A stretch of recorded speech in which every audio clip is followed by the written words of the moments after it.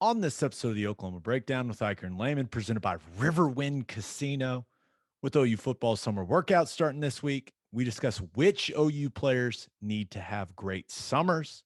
In Football Guys Talkin Softball, we discuss OU's impressive weekend at the Women's College World Series, and we finish up giving you our winners and losers of the weekend. Please download and subscribe to the podcast, rate it 5 stars, and write us a good review.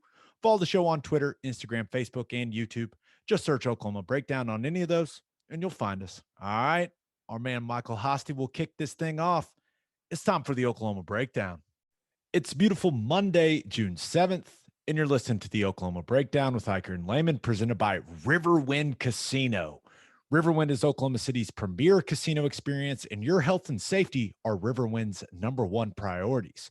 There's so many reasons why Riverwind is consistently voted OKC's #1 casino, but it all starts with their amazing variety of gaming thrills and excitement. Riverwind's beautiful award-winning environment plays host to more than 2,800 of the latest electronic games with a huge selection of table games, including blackjack, blackjack match, roulette, and craps. No matter what your game, Riverwind has it in spades and hearts. And Fridays in June from 6 p.m. to midnight, you can win your share of $80,000 in cash and bonus play in Riverwind's $80,000 summer vacation promotion.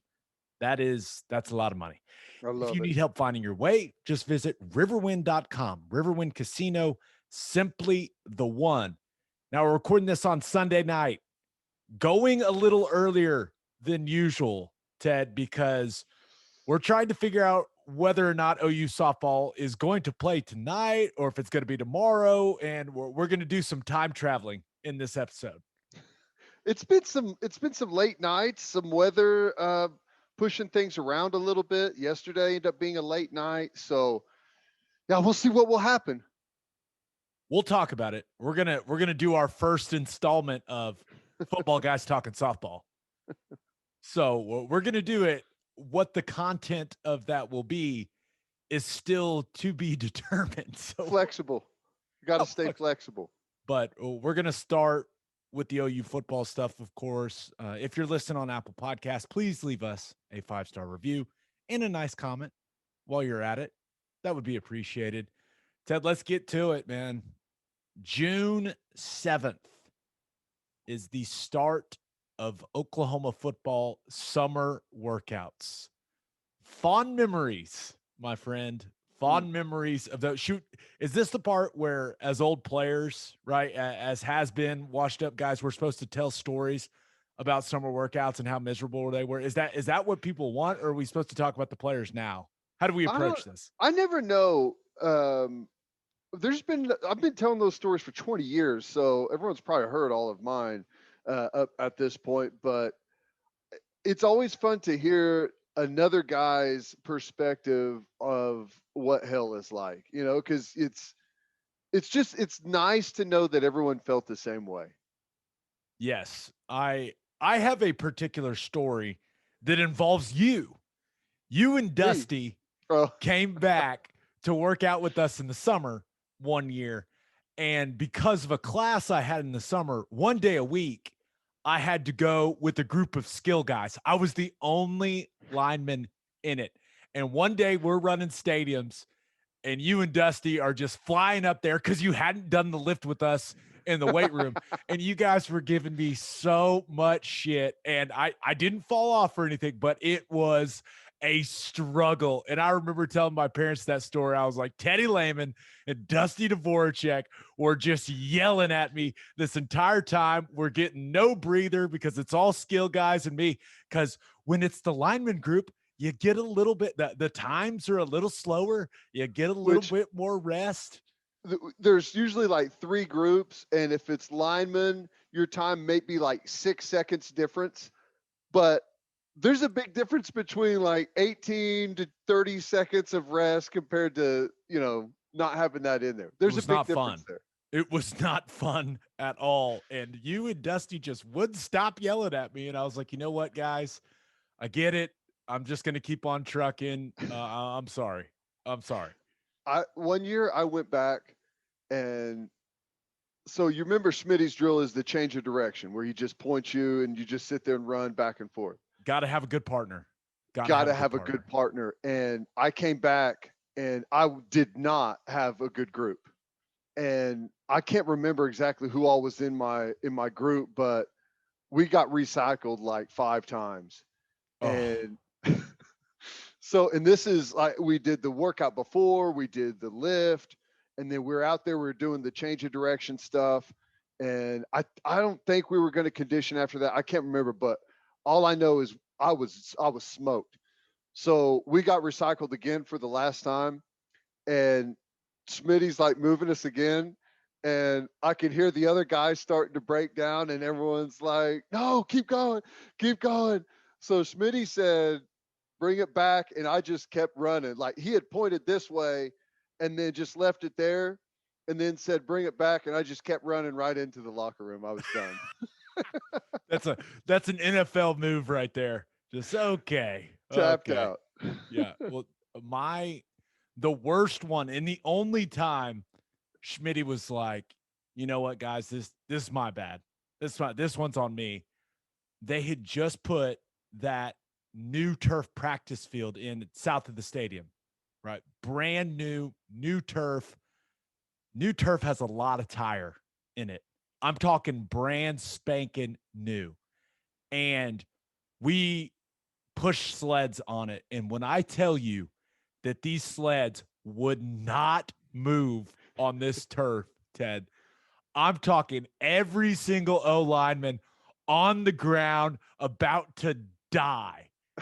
I mean, just the black tire was melting as to the you bottom of could the to sled. push this sled 10 damn yards. Like it was the damnedest thing. And that was the only time Schmitty was like, all right, man, that's enough.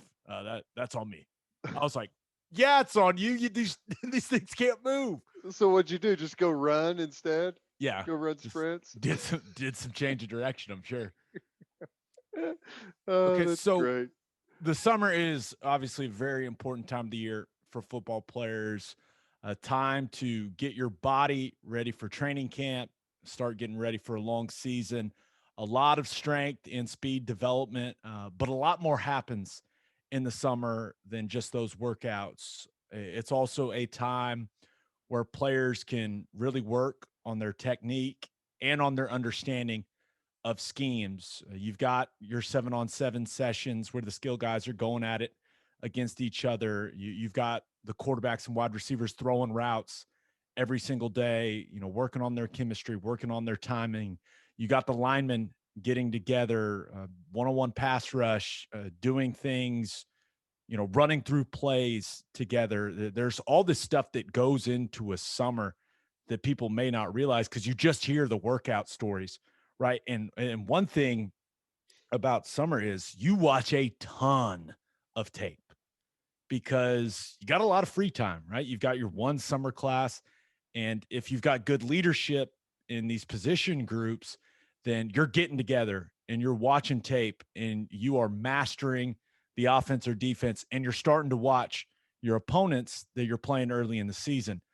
So you make sure everyone knows the scheme as well as they can. You make sure everyone's taking care of their body and making it through workouts and thriving and not just holding on for dear life.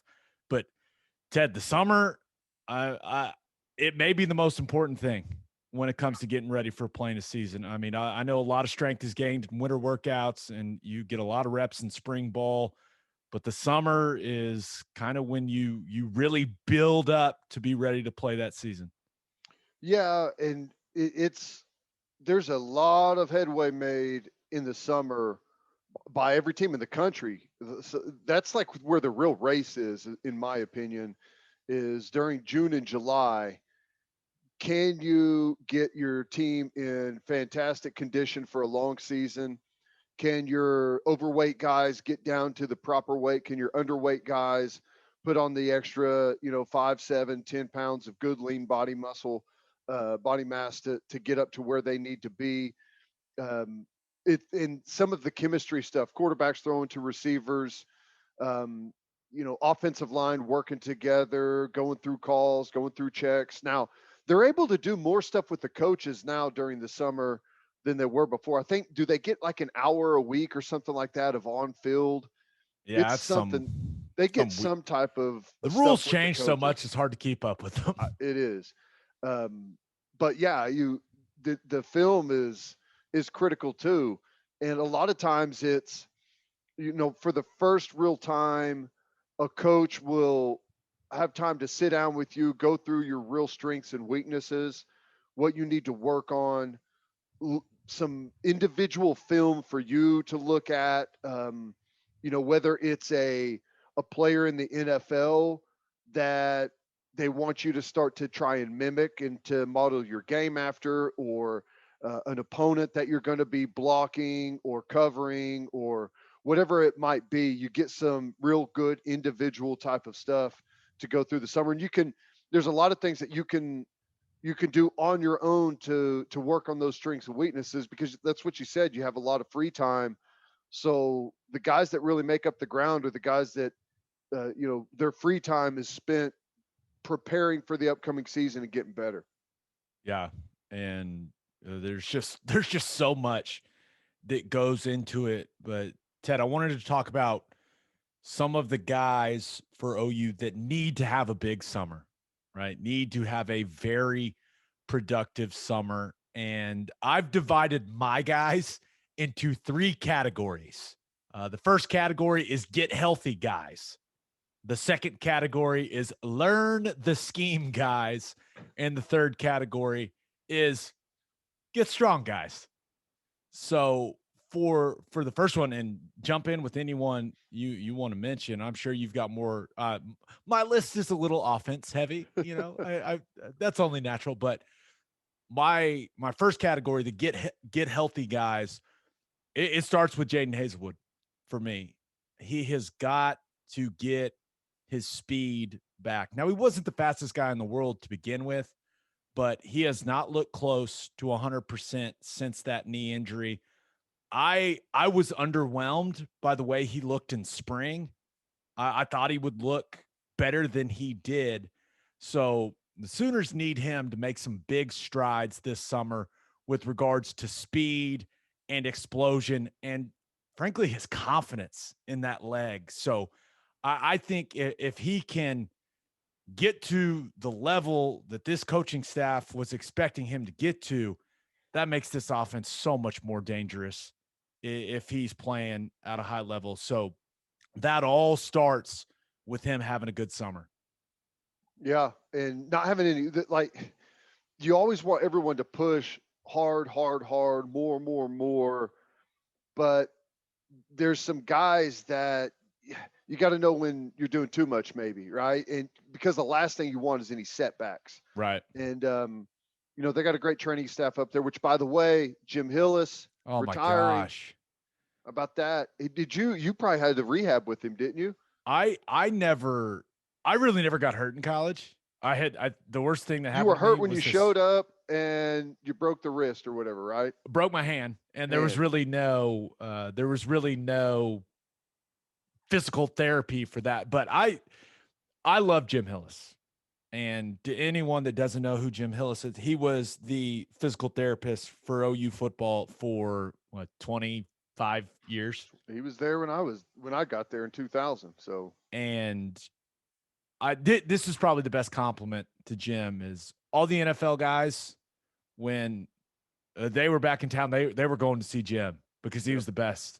I mean, he was the best in the business. When I was done playing, I would text him and be like, "Hey man, my back not feeling great." I would drive down there to have him dry needle my back and do things, and we would shoot the shit for an hour. And really, I started to realize that, yes, I went down there to get treatment from him because he's incredible at his job, but I really just like talking to him more than anything.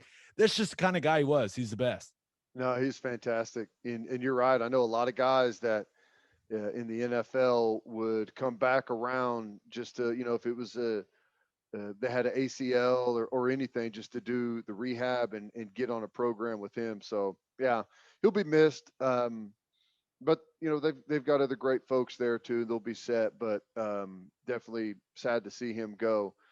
But back to the thing, like, you can't have setbacks. That's the biggest key with guys that are a little banged up.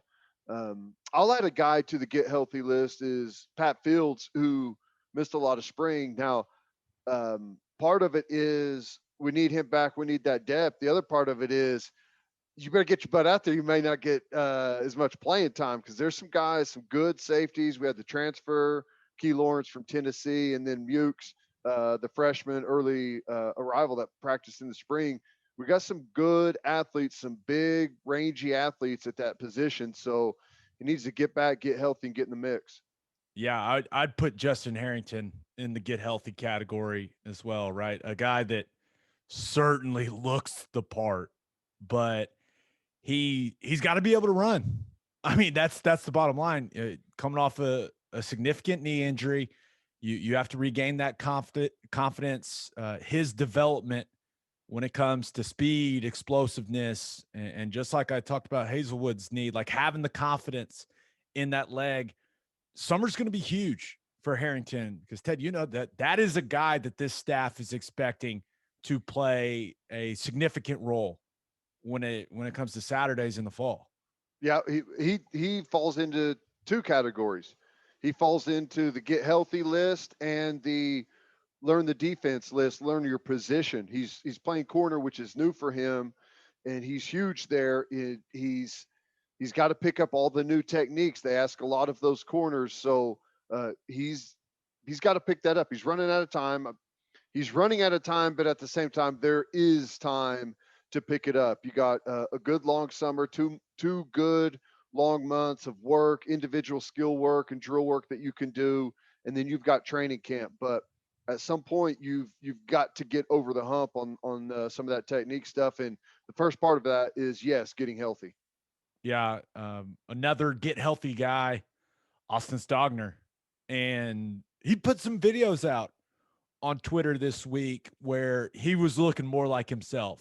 And it was very encouraging seeing him run around, looking like he's moving better than he did in the spring.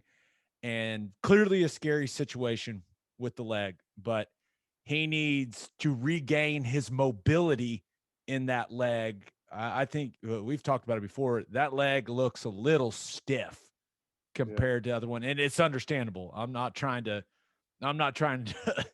you know, criticize the guy after what he went through, but you got to get the mobility in that leg back. And just as important, you got to get the strength in that leg back because you can't have an imbalance when it comes to the strength in your lower body, right? That's where you overcompensate for things. Injuries take place because of that overcompensation. So I think it sounds weird, but it feels like a huge summer for Stogner. No, it is. He's number one. He's coming back from injury, a weird injury that's not doesn't fit your standard protocol of ice it, stem, all of that, the things that you always do. It's different, and it comes with a little bit different, treatment and levels that you come back with. But it's a big season, off season because of that. But it's big for him as far as like the NFL stuff too. He can make some big jumps. In this offense, he had a really good year going last year before the injury. If he can continue to build on that, he's an NFL guy and he's building that resume. Yeah, last get healthy guy I had was Theo Weiss, simply because the last time we saw him, he was on a scooter in a cast. Now, with the foot injury, should be fine. But if you want him to increase his speed and explosiveness and work on all those, change of directions and all the fast twitch stuff, you got to be healthy to do that. Mhm. So it's important for him to get healthy so that he can make some strides as a wide receiver, right? And that's because there's some talent in that room, and Theo was a very reliable guy for them last year, but he needs to take another step. So another guy just that's why he's in the get healthy category. Yeah. Well, that room has a lot of talent, but it's also dangerously close to being thin and in trouble. Now, I'm guessing we probably get the Arkansas transfer in now too. He'll probably be here for the summer, right? Wouldn't you think? Finishing up Oh, the semester. have you not been? I've had a few people send me his YouTube channel. Oh, really? And he did an update of him moving from Arkansas to Norman, and he appeared to be settled. So I believe, and Mike Woods is in my learn the scheme guys category, but yeah, I believe we're all good from that standpoint. Nice. Good. Yeah. Is his YouTube channel as good as ours? No, it is not. But hey, I'm just saying. Well, hey, starting in July, open it up for that cash button, be able to accept some money through it. Absolutely. Okay, so let's get to the learn the scheme, guys. And I'm going to start with the guy that I think some people have already written off, and that's Chris Murray. Chris Murray's a talented player. He is. He plays with an attitude. He's got good strength. He plays. He does a lot of things that Bill Bedenbaugh likes. He just needs to learn the offense at the center position. That was what held him back in the spring. Now, you can't have a center out there that doesn't know what to do. You can't have a center out there directing traffic that doesn't know the offense inside and out. A great center should be able to tell every single offensive lineman and the backs what they're doing on every play. That's how I've always viewed it. Now, the best ones know all the route combinations like I did. It's really not that hard. You just stare at it until you can remember it. You're sitting there blocking your guy up front and reading the safeties. Throw the post. Throw the post. Middle of the field's open. Throw it. But he is still a guy that can contribute to this offensive line. He can play. He just has to gain the confidence when it comes to the mental component of the offense. And there is no better time to do that than in the summer. He needs to clearly, do all the workouts, get bigger, faster, stronger, all that stuff. But he has got to understand this offense. And I think he can do it. I think I never heard anything like that about him at guard. So he just needs to get more confident and really put time into it. Now, will he start over Rame? I don't know.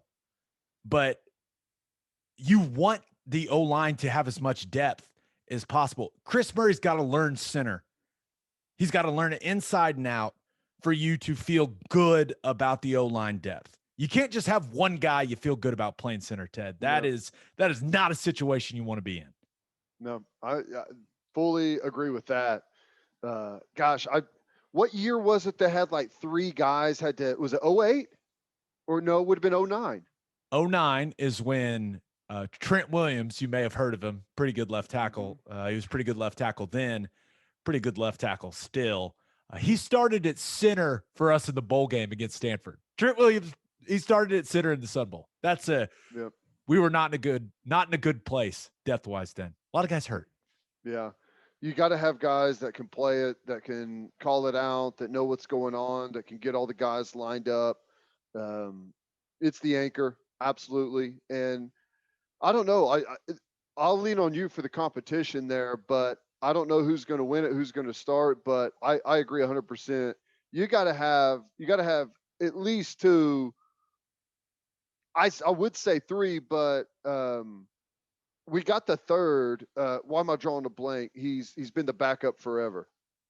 McIver, you got he can always slide in whenever you need him, and you know what you're going to get there. But but the other guys are more talented physically. Yeah, right. I mean, that's just. But yeah, you're right. Ian McIver can step in, and Bedenbaugh would probably feel fine about it. But you want your most physically talented guys on the field. No doubt. There's no doubt. I mean, that's just. Okay, my next learn the scheme guy is Mike Woods. Expecting the Arkansas transfer to be a significant contributor. This is obviously a guy that looks the part. He's got talent, but he's going to have a good summer in those workouts to earn the respect of his teammates. You know how that goes, Ted. If he comes in there and he's falling out of workouts and people are going to start calling him soft, and then that's going to lead to nothing good. So he needs to come, set the tone, show that he is here to work, but he also needs to be living in the film room and learning Lincoln's offense. It's not as simple as people think it is. I mean, there's some serious intricacies to this scheme. So he's got to earn the respect and learn. It's a pivotal summer for that kid. If he needs some help, he can call me, and I'll take a page out of Lonnie Reed's book, former head coach for Gibson High School. I'll go burn the route tree into the grass on the field with diesel fuel.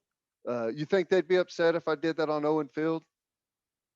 You're joking, right? No. What? Hey, it worked like a charm. He controlled burn the field? He burned the route tree into the field with diesel fuel, and it worked. It was seared in there in black. You had the post route, you had the flag, you had everything. It was great. Could he not just have painted lines?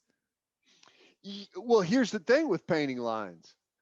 You got to redo it like after every single practice. If you burn that sucker in with diesel fuel, hell, it's probably still there, Gabe. That's the most country thing I've ever heard from a football coach. That's amazing. I think the only step above that is a coach like permanently staining the field with dip spit for the route tree. At which he probably did that too. That's awesome. But yeah, it's going to be an important summer for Woods. I also think one of the other learn the scheme guys I've got is Mario Williams. I know that we are all kinds of excited about this kid. There's no doubt about it, but he's clearly going to be a guy for this team. But how much can he digest in his freshman year? Because they kept it relatively simple for him in the spring, right? But if he can become a guy that can learn all the positions on the field, where he can understand what each guy is supposed to do in every formation, with every motion, with all the stuff, he can then become a chess piece that Lincoln Riley can move all over the board. And I know we're expecting that from Marvin Mims as well. If you have a couple of guys that can do that, that's when you start making defenses just very confused with the way that you're using these guys. If they can move Mario Williams with all the speed and explosiveness all over the field, Ted, that would be, that'd be dangerous. Well, there's a 2-year trend going right now. The last 2 offenses to win the national championship had about 3 wide receivers that could absolutely go. The 2019 LSU team, that group was spectacular last year with Alabama. You had the Heisman Trophy winner, a really good group of 3 guys there. So, yeah, it helps a lot. If you can get 3 outstanding wide receivers, it changes the way defensive coordinators can call things. You just can't find the best wide receiver and put a safety over the top. It makes things really difficult. So, yeah, if all those guys can get healthy, learn the offense, be dependable, stay healthy, then I think we got some good stuff there. I got one to add to the list for the learn the scheme guys. Denny Stutzman just showed up. Here we go. Yeah. Teddy Lehman Jr. He just showed up. It's weird now that you feel like you're behind if you don't graduate high school early and get a spring practice under your belt. So he's going to be playing catch up with all the other freshmen in that class. Not all of them. There's a couple guys that weren't early arrivals, but he's going to have to get up to speed quick because I know there's some expectations there. We'll see. He's not going to be expected to start, but they want him to get acclimated and be a guy that they can put on the field this season. So, and that's a lot to ask of a guy that's just now showing up in June. And I think maybe even played his senior season in the spring, possibly. I don't know, but he needs to get up to speed physically, mentally, all of the above. Yeah. We were both guys that showed up in June. The scheme comes at you fast. I mean, it comes at you real fast. You're like, oh my God, what does that even mean? But it took me like 10 practice to learn the first install. So we were on like install 20 by the time I got install 1. So yeah, Good. it was pretty brutal. There was there was one thing I was good at as a player, and that was learning the scheme. I just wasn't very good at playing. But learning the scheme, God, I You had know that what you thing. need to do, you just can't do it, right? Yeah, yeah, exactly. That's the story of my career right there. Okay, my last category, Ted, is the get strong guys. And my first guy on this list is Wanye Morris. He moves well, right? He's got the Yeah. mobility, he's got the flexibility, he's got the bend. He needs to get stronger in his upper body. I think, and I know he missed a lot of spring ball, and spring didn't go exactly how he wanted to go. Started to figure some things out later in spring, but if he can get stronger, this is the type of guy with his mobility skills, with the movement that he possesses, can be one of the best offensive linemen in the Big 12 conference. I mean, he can be. He needs to live in the weight room. The scheme from an offensive line standpoint is not very difficult. It's not that hard to learn. He needs to just focus on getting strong. I mean, just live under the bar, Wanye Morris. And I think that would do him and this offense a whole lot of good. Yeah. Well, you got to have the physicality part. You do have to learn the scheme, just like we were talking about a second ago. You do have to learn the scheme, and I don't know what's more important, knowing the scheme or having the physical ability to do what you need to do. Obviously, they're both incredibly important, and he falls onto that list. But I'll just tell you, Gabe, instead of listing out guys that I think fall into the get stronger category, I'll just tell you, our entire team, offense and defense, needs to get stronger. This We are not a strong enough football team. We are not a fast enough football team. We have a couple of outlier guys that I would consider strong and that I would consider fast. But our average, like the position group average on this football team, is not good enough, not strong enough. I've seen the numbers. I I know you've seen the numbers, and this is something you bring up a lot. And it doesn't make sense to me. Every resource in the world, right? From a strength and conditioning standpoint, from a diet, nutrition standpoint, whatever you want, like they got to figure it out, right? Because I will say this: when over the last couple of years, when we've been covering the team, and especially the times we went to the college football playoff, and I'm on the field, and you're asking me through the headset pregame, how do they look? And we're talking about LSU and Bama.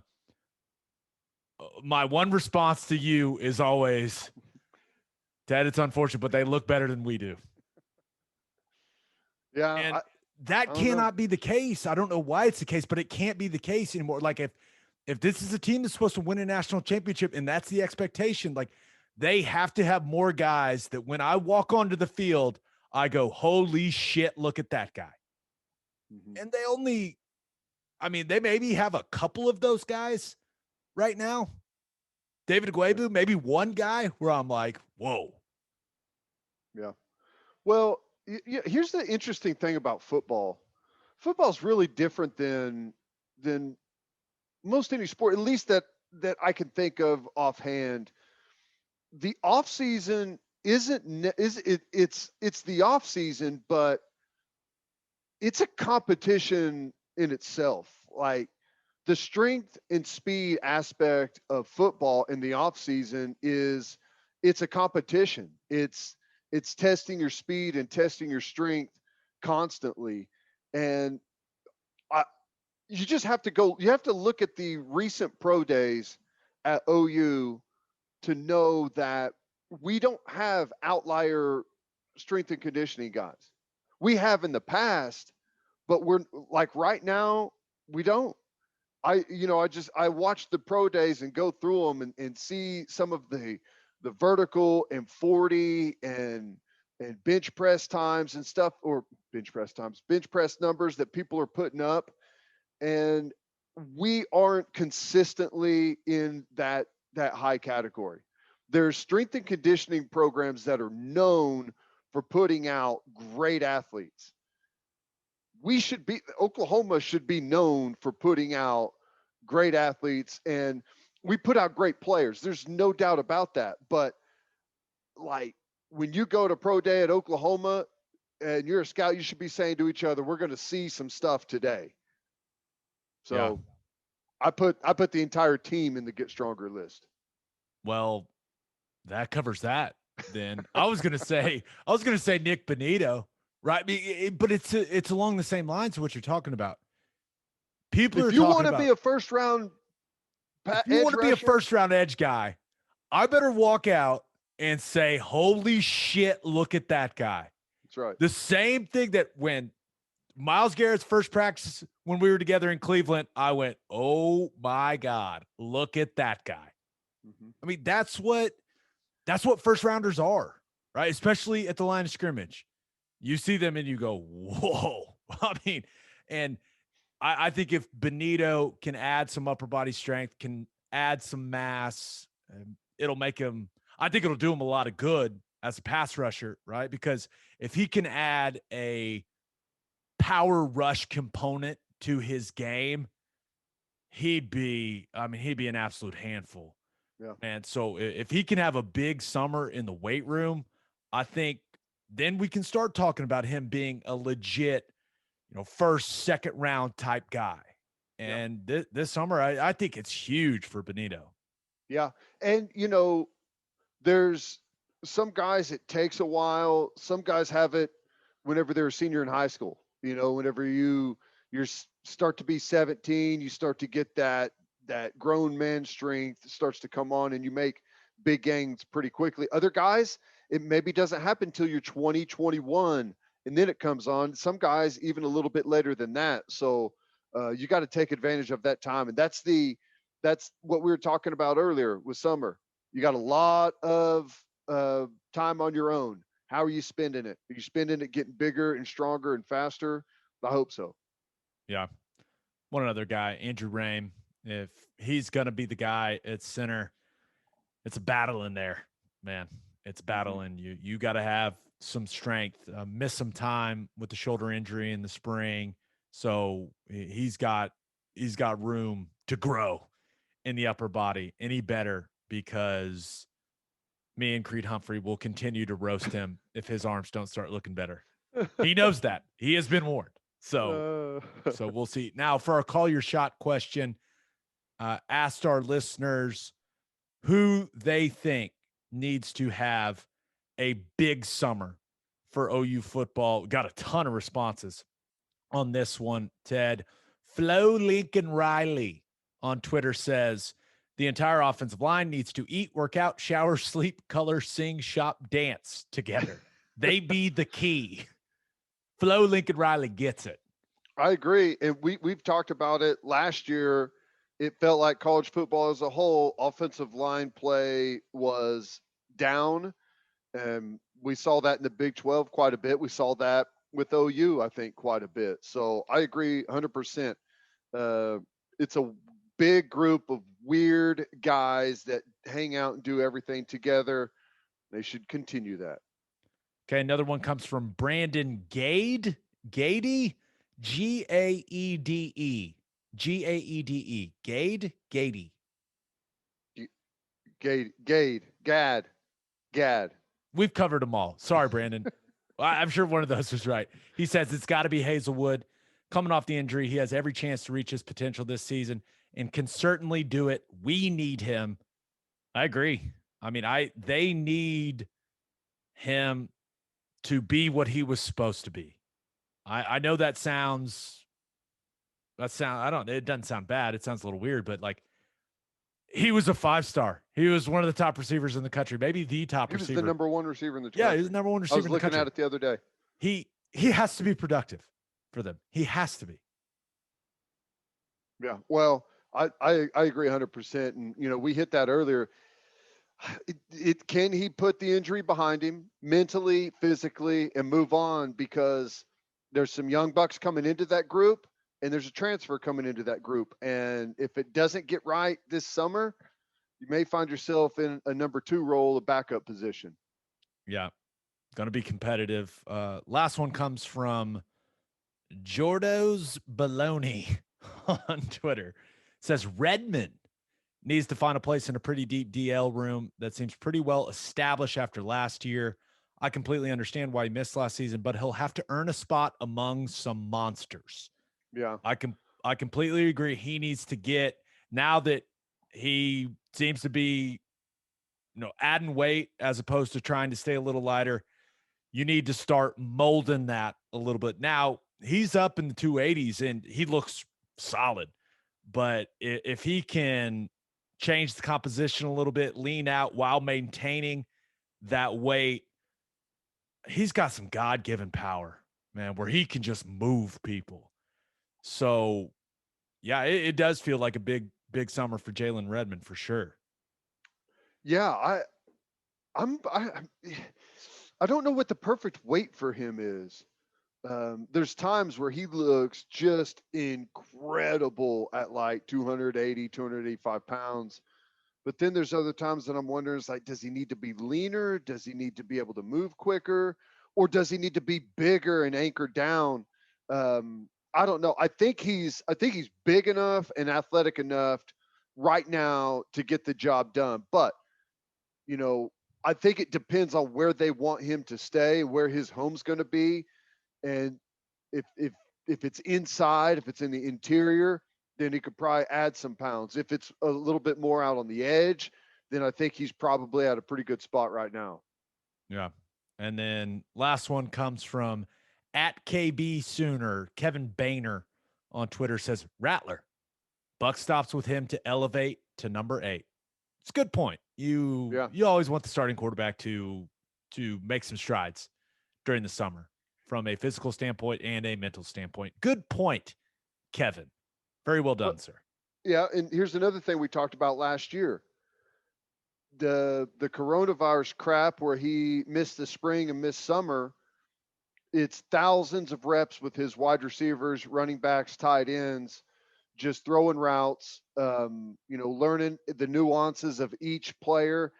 Everyone runs a slant route, but everyone runs a slant route a little bit different. Every running back runs the swing route, but they all run it a little bit different. And just learning the nuances of your entire roster is something that he didn't get the opportunity to have before the first start, before he started off his first season. So I think it's a big potential for Spencer Rattler to grow quite a bit this summer. Yep. All right, let's get to football guys talking softball. But first, let's talk money. First Fidelity Bank is a full-service financial institution based in Oklahoma with tailored solutions for all your personal and business needs. Checking accounts, saving accounts, home loans, and much more. They do it all. Whether it's online banking from your computer or mobile banking from your phone, everything is stress-free with FFB. Making mobile deposits, paying bills online, and moving money to different accounts could not be easier. First Fidelity Bank also provides free ATMs worldwide, making banking convenient wherever you are. They also give back to the community. FFB donates a total of more than $500,000 to local charities and educational foundations. Make your life easier and go bank at First Fidelity Bank. Visit ffb.com for more information. And make sure you send your kids to Bishop McGinnis Catholic High School. Bishop McGinnis Catholic High School has a long tradition of educational excellence. They know that children need to be in school and are doing everything possible to make that happen. Bishop McGinnis students were welcomed back last August and saw very few interruptions in 2020.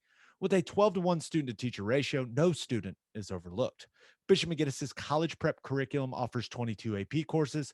If you want to provide the best possible educational and spiritual development for your children, contact Bishop McGinnis Catholic High School or visit bmchs.org. Financial aid is available. Okay, Ted, so this is where we're at. It is the top of the 7th. Florida State is up 2-0 on Alabama. Alabama did not pitch their stud, Montana Fouts. So, ground ball, throw to first, and ball game. Florida State beats Alabama, forcing a winner-take-all game between those two. So now we have two winner take all games. We've got And we're one moving them between, tomorrow, right? but they are both going to be tomorrow. So we were going to try to do some time traveling where we were going to record everything and then we were going to wait till the OU game was over. But now that is not happening. So are you prepared to talk softball right now? I'm ready. Let's do it. How fun was it watching Odyssey Alexander get worked by the Sooners on Sunday? Let's go. Man, that game was crazy because we started off, we looked strong, we got out to a decent lead, and then here they come again, man. That team is crazy. Um, I'll tell you what, I think moving the games till tomorrow is a huge edge to James Madison. Completely agree. You could tell the crowd, the atmosphere, the heat out there, the humidity. Um, by the end of that game, she wore down a little bit. And that seventh inning when they got to her a little bit. So I think moving the game till tomorrow, I bet she took a big sigh of relief there, get a good night's rest, recover, and come back and put your best stuff out there. But what a game. That was fun. I'll tell you, man, 2 games in a row, Patty Gasso's gone with the freshman and trusted it, right? Trusted it. Get some good time out there. Put her out there today to close things up, and she was money. Hit the first batter, and you're like, oh my God. But then she bounced back. Yeah, she bounces one that hits Odyssey Alexander right in the ankle, and Which, I'm like, oh, good job, boy. by the way. It worked out good. She I was was like, okay, but worse things could have happened, you know.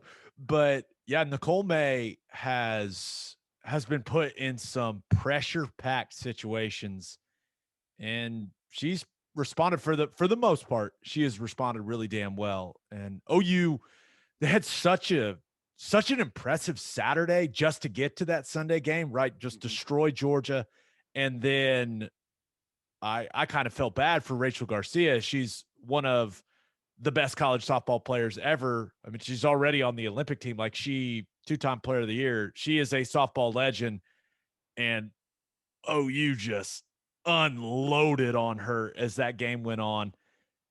They even gave her the curtain call. That's when I was like, oh, that's gotta be a painful walk for Garcia. Be that good and to get that curtain call at the World Series. I'm sure it meant a lot to her, but I bet in her soul she was like, this is the worst. Yeah, and that's another one that was a great game early. She hit a home run, and it looked like it was going to be another nail biter. It's just OU's offense is so relentless and it's so deep. The lineup, there's not any weaknesses in the lineup at all. And late in games, whenever they're getting their third or fourth at bat, the fourth look at the same pitcher, you're in trouble. That's whenever they really start zeroing in on whatever that pitcher is dealing that day, and they start getting those bats heating up. Yeah, I will say this, Kinsey Hansen. First of all, I went to the game. I was at the game on Sunday, and that place was rocking. The weather was really, I mean, when you talk about June in Oklahoma, it is as good as you could have asked for. Mm-hmm. And they're just a resilient team, man. They're really resilient. Kinsey Hansen with kind of the exclamation point with that homer late in the game, but you're getting the players like when Jocelyn Allo didn't really do anything in that game. I thought that battle between her and Odyssey Alexander was really fun to watch, but Tiari Jennings is the freshman of the year in the country for a reason. Man, my She's God. amazing. When they need something, she gives them a lift. Now, I got a little worried. We made some errors down the stretch there that had the potential to cost us, but we're able to get out of some of those jams. But I don't know, man. I like where this team's at. I feel like they've recovered from that that shock of losing to James Madison right out of the gate. They've bounced back. I think they've got their confidence back. I think that win today did them a lot of good. I think they're in a pretty good spot right now, honestly. Yeah. So it is official. OU James Madison winner goes to the championship series Monday, 3 p.m. Central Time.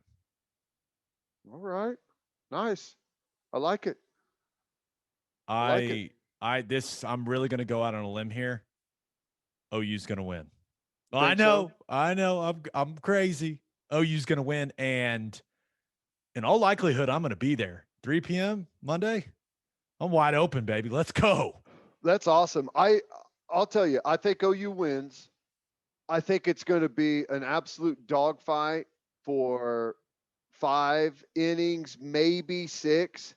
But like I was just saying, once they get to that third, fourth time through the order and they've all seen her that day, I think they start to zero in and they put some runs up late. And James Madison can't match the offense. I wonder who Patty's going to pitch. You got to give the ball to G, right? Whoever we least expect. Yeah, that's true. It wouldn't shock me if she started the freshman. I will say this. Shout out to G Juarez for battling through the foggy goggles against UCLA. So I mean, funny. dude, it had just rained. It was humid as hell in Oklahoma City on Saturday night. And she was having, she needed, when name, image, and likeness kicks in, she needs an anti-fog sponsor. The anti-fog spray, that's what she needs. Cause oh man, she was struggling, bro. Oh, that's funny. That was interesting, but man, that was a lot of fun. That was a nail biter for a long time too. I got to tell you, I was tapped out after that game. I could not hold off to see the late game. Yeah. Oklahoma State. Did you see they finished at 2:18 in the morning? Well, they were all just standing around, and I felt bad for them, because I was barely holding my eyes open at the end of the OU game. Plank was doing it all. The radio machine himself. Oh, I texted him the next day. I was like, "How you feeling?" He was like, "Ooh, oh boy." That means if Plank's not ready, I mean, he can rip through nonstop, but it probably even took a toll on him. He still brought it. Have you seen the video from the booth that OU softball put out of him? No. You got to go see it, dude. It is, I mean, we're talking air, fist pumps, everything, as he's calling it. It's phenomenal. Hey, Erin Miller she's good. Awesome.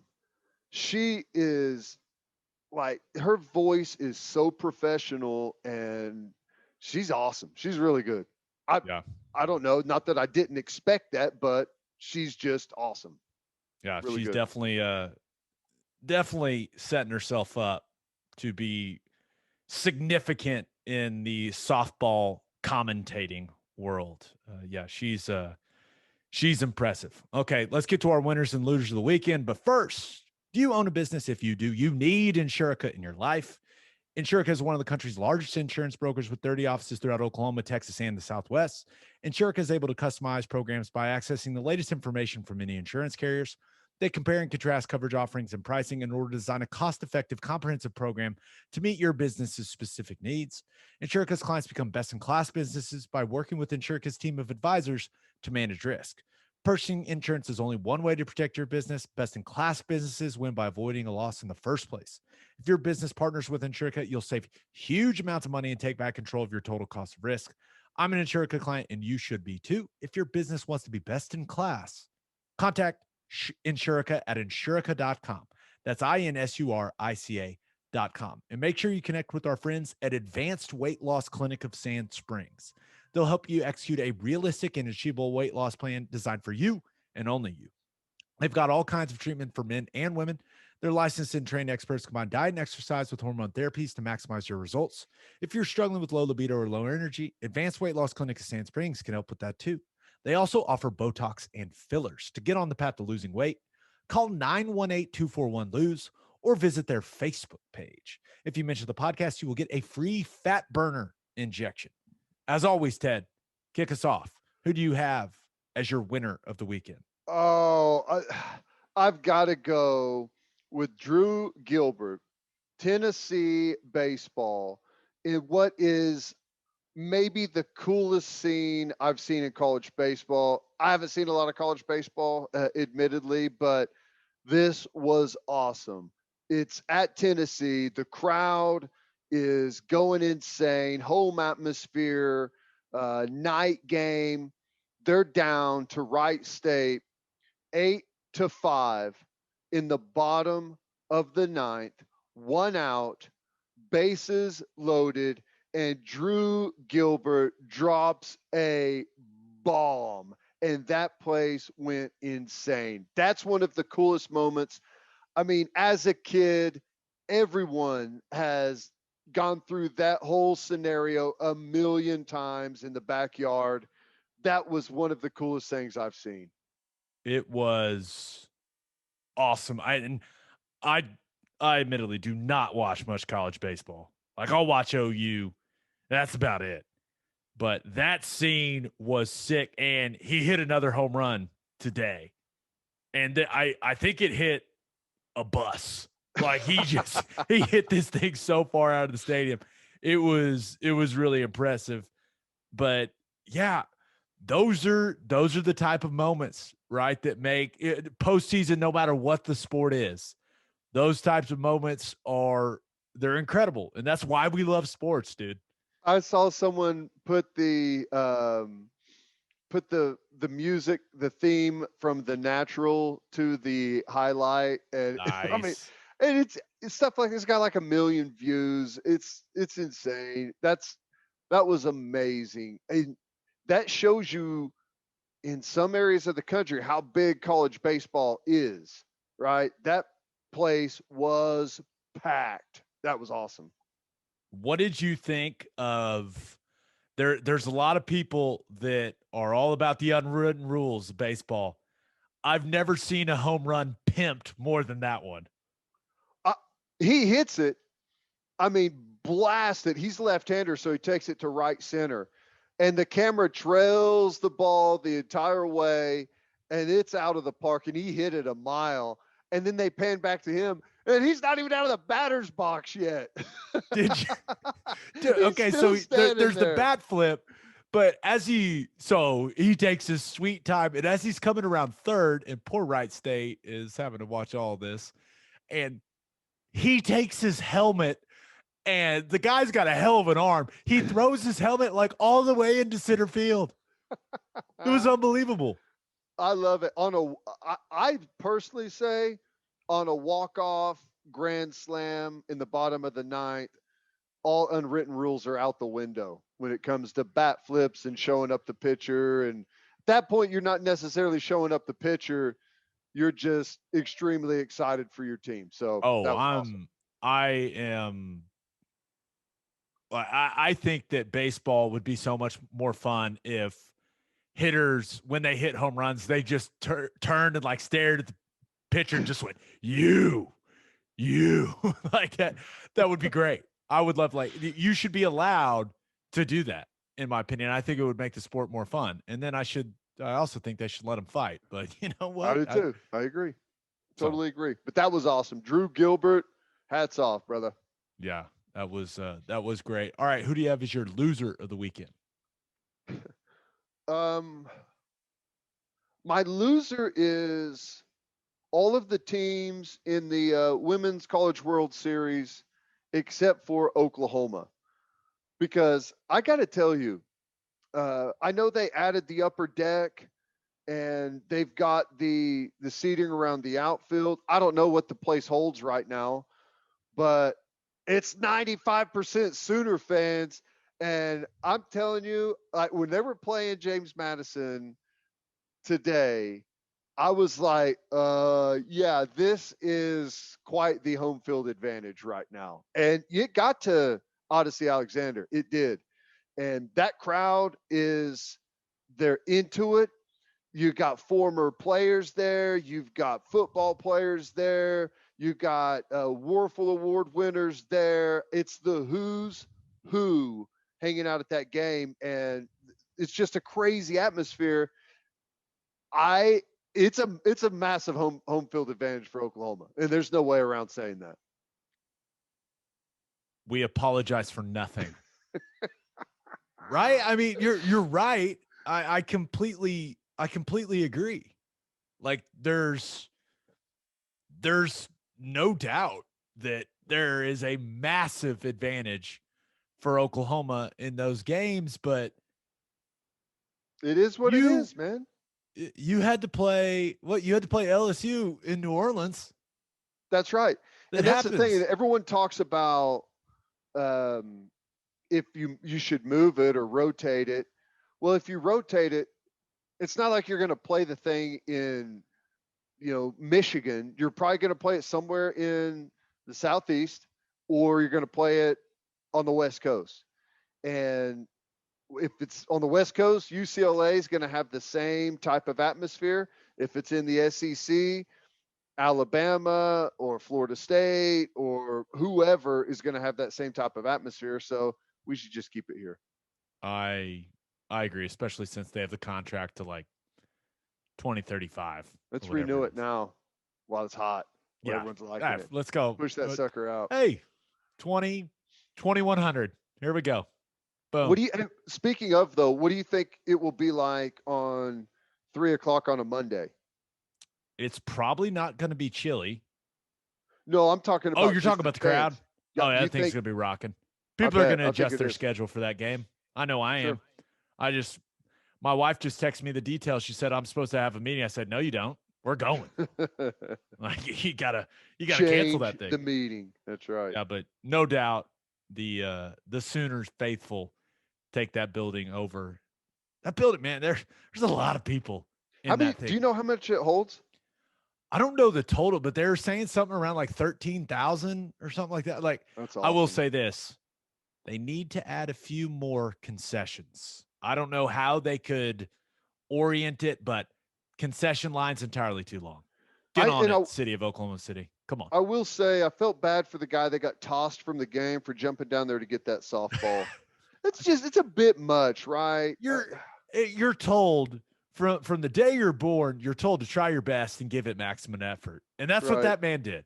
And he got kicked out of the game for it. Yeah. Fleece him for $20-$40, whatever, and send him back to his chair. Completely agree.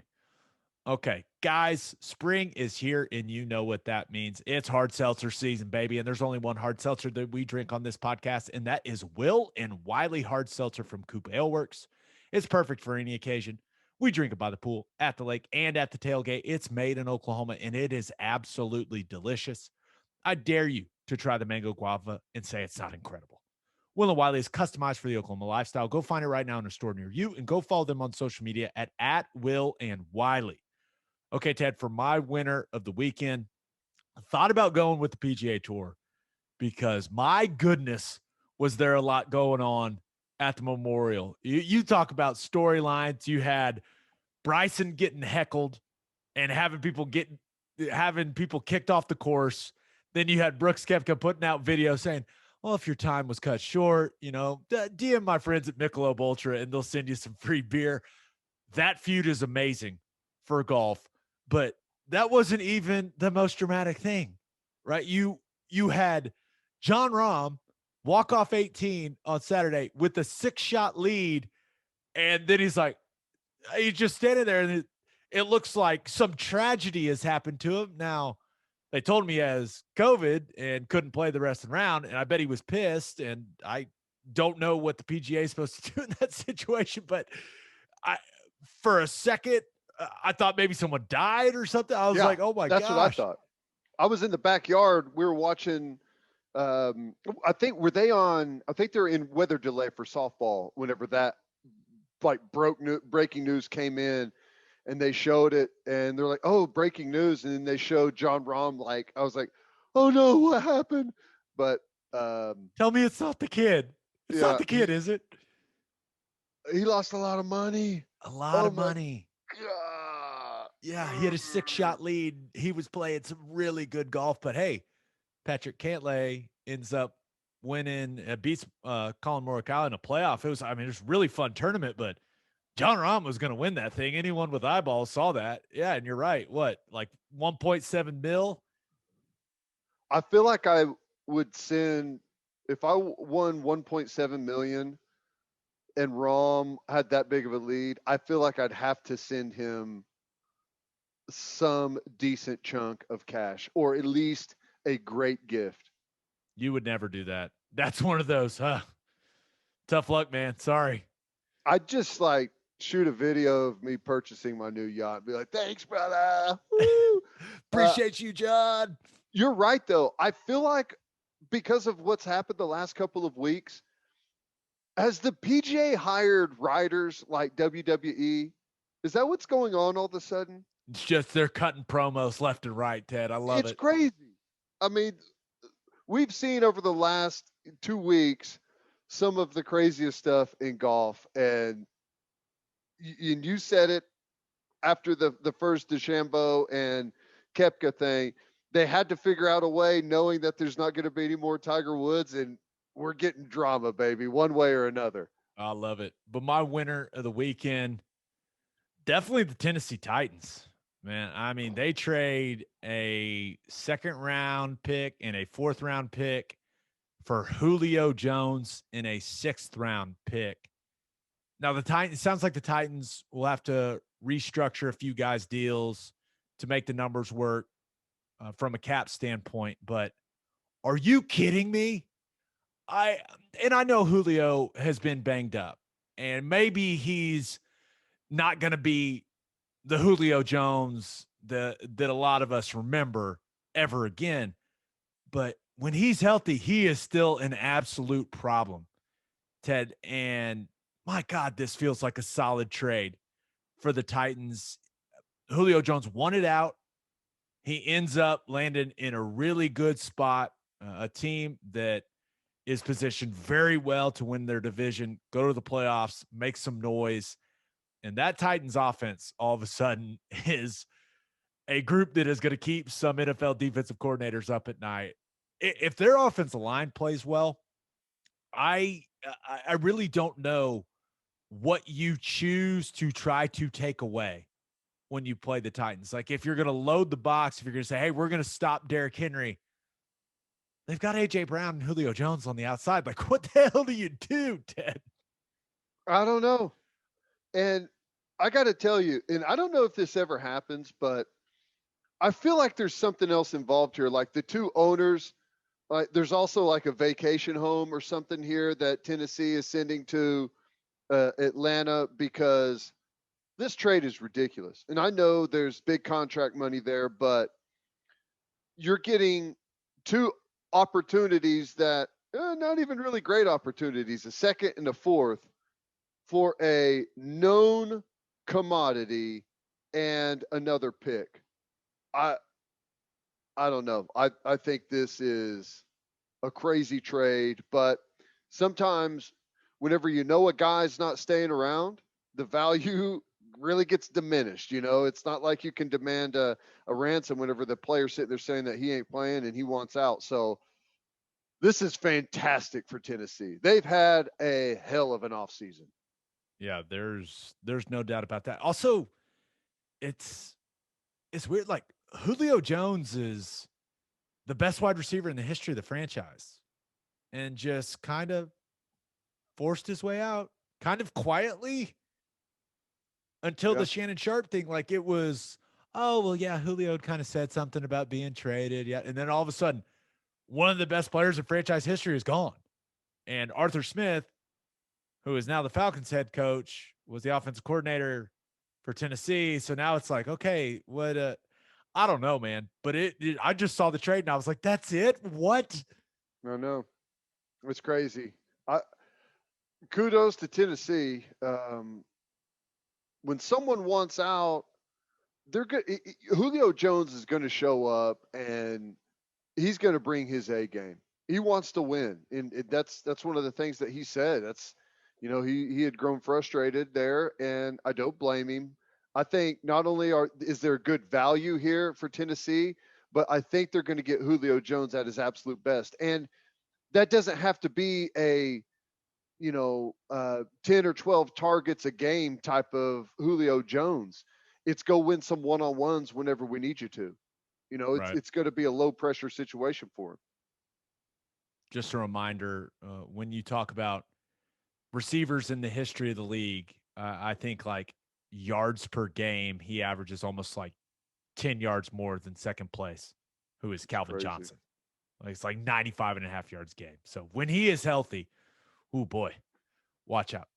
Okay, my loser of the weekend, thought about going with the Brooklyn Nets. And I know that's weird because they won game 1 against the Bucks, but well, James Harden re-aggravated that hammy. I mean, lasted about 10 seconds in that game, and they've already announced he'll be out for game 2. And I just really, I really have a hard time believing that the Nets can go win it all without Harden being healthy. And at this point, with how much trouble this hamstring is giving him, he's not going to be right until next season. So I'm almost starting to like write him off in my to write him off in my mind. And I don't think that KD and Kyrie can do it alone. They're going to have to get games from Blake Griffin like they got in game 1. Blake was awesome in that game, and I was happy to see that once again. We are in a very weird spot cheering for Blake and cheering for the day. It's a very weird dynamic in my head right now with the Nets, but when Harden went down, I was like, okay, this makes things very interesting. Yeah, well, luckily they've got plenty of offense around him, but I agree that they got to have all hands on deck if they're going to really go out and win this thing. Um, Hamstrings are brutal. Some guys, and I don't know if it's just like the biomechanics of your stride and how you move, but some guys have hamstrings and can play through it like it's no big deal. But other guys, like me, for example, I had a hamstring injury.